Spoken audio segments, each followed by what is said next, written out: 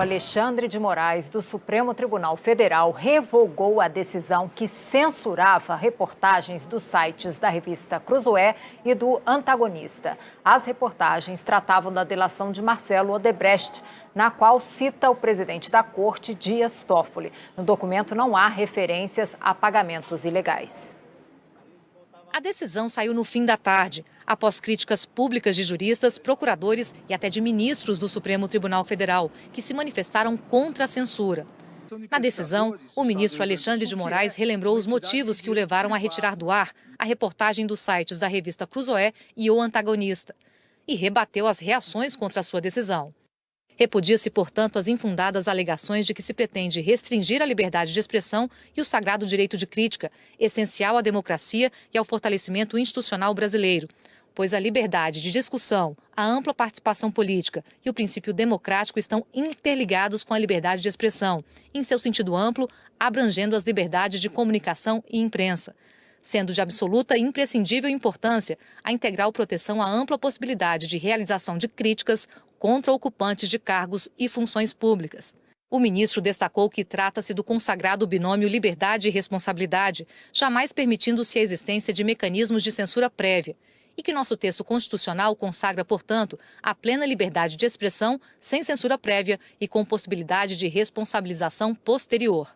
Alexandre justificou que foi o que ocorreu na presente hipótese, onde, inexistente qualquer censura prévia, determinou-se cautelarmente a retirada posterior de matéria baseada em documento sigiloso, cuja existência e veracidade não estavam sequer comprovadas, e com potencialidade lesiva à honra pessoal do presidente do Supremo Tribunal Federal e institucional da própria Corte, que não retratava a verdade dos fatos, como bem salientado pela Procuradoria-Geral da República ao publicar a seguinte nota de esclarecimento. O ministro reproduziu a nota da PGR. Ao contrário do que afirma o site O Antagonista, a Procuradoria-Geral da República não recebeu nem da Força-Tarefa Lava Jato no Paraná e nem do delegado que preside o inquérito qualquer informação que teria sido entregue pelo colaborador Marcelo Odebrecht, em que ele afirma que a descrição amigo do amigo de meu pai refere-se ao presidente do Supremo Tribunal Federal, Dias Toffoli. A nota da Procuradoria foi publicada no sábado e não desmentia o teor do documento ou a existência dele. O documento que baseou a reportagem censurada trazia o relato de Marcelo Odebrecht, em que Toffoli é citado como sendo amigo do amigo de meu pai nos e-mails internos da empresa, sem menção a dinheiro ou a pagamentos. Após falar da nota da PGR, o ministro segue dizendo que, posteriormente, informações prestadas pelo juiz federal da 13ª Vara Criminal de Curitiba corroboraram os esclarecimentos feitos pela PGR, pois o documento sigiloso citado na reportagem não havia sequer sido remetido à Procuradoria-Geral da República. Somente na tarde do dia 12 de abril, ou seja, após a publicação e ampla divulgação da matéria, o MPF do Paraná solicitou o desentranhamento do referido documento e seu envio à chefia da instituição.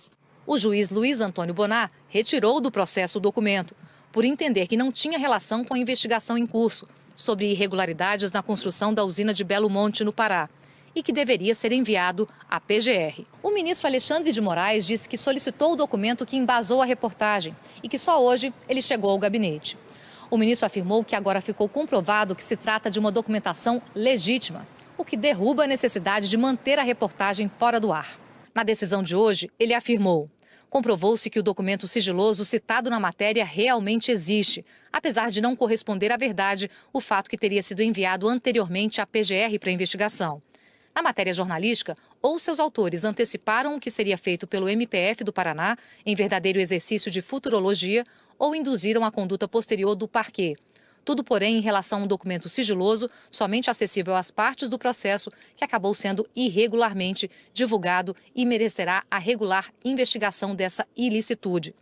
E concluiu: a existência desses fatos supervenientes, envio do documento à PGR e integralidade dos autos ao STF torna, porém, desnecessária a manutenção da medida determinada cautelarmente, pois, inexistente qualquer apontamento no documento sigiloso obtido mediante suposta colaboração premiada, cuja eventual manipulação de conteúdo pudesse gerar irreversível dano à dignidade e honra do envolvido e da própria Corte, pela clareza de seus termos. Diante do exposto, Revogo a decisão anterior que determinou ao site O Antagonista e à revista Cruzoé a retirada da matéria intitulada O Amigo do Amigo de Meu Pai dos respectivos ambientes virtuais.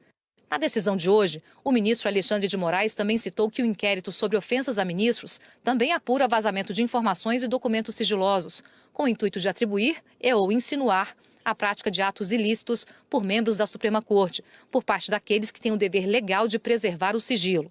A Força Tarefa divulgou nota em que anexa uma certidão que demonstra que os procuradores da Força Tarefa Lava Jato do Ministério Público Federal no Paraná só acessaram os autos em que foi juntado o documento de que trata a matéria da revista Cruzoé, intitulada O Amigo do Amigo de Meu Pai, às 10h04 da noite do dia 11 de abril.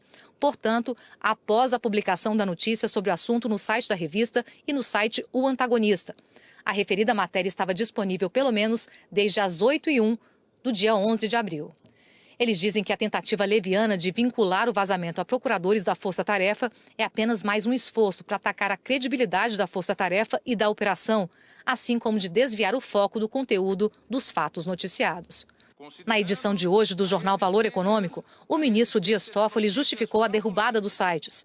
Toffoli disse que, se você publica uma matéria chamando alguém de criminoso, acusando alguém de ter participado de um esquema e isso é uma inverdade, tem que ser tirado do ar. Ponto. Simples assim. E que é necessário mostrar autoridade e limites. Não há que se falar em censura neste caso da Cruzoé e do Antagonista.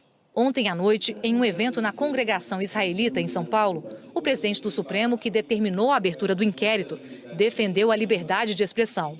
É dever do Poder Judiciário promover a aplicação das liberdades públicas, notadamente a liberdade de expressão, em absoluta e sempre em absoluta sintonia com a inspiração que promove essa tradição. Sem um Poder Judiciário independente e autônomo, sem uma imprensa livre, nós não temos democracia.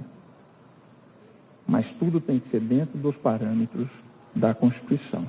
Agora à noite, o sócio da revista Cruzoé, Mário Sabino, e o diretor de redação, Rodrigo Rangel, agradeceram o apoio recebido em nota. A Cruzoé e o Antagonista agradecem aos seus leitores a solidariedade recebida durante os dias em que a revista e o site foram mantidos sob censura. Os nossos agradecimentos são extensivos a todos os jornais, revistas, emissoras de rádio e TV, sites e jornalistas na pessoa física que se uniram ao nosso protesto, mostrando o absurdo da decisão do ministro do STF. A Associação Nacional de Editores de Revistas e a Associação Nacional de Jornais divulgaram notas sobre a decisão do ministro Alexandre de Moraes. A ANER e a ANJ afirmaram que a revogação da proibição da divulgação de textos dos dois sites restabeleceu o princípio maior da liberdade de imprensa e que a sociedade brasileira, de maneira quase unânime, mais uma vez, demonstrou que repele toda e qualquer forma de censura aos meios de comunicação.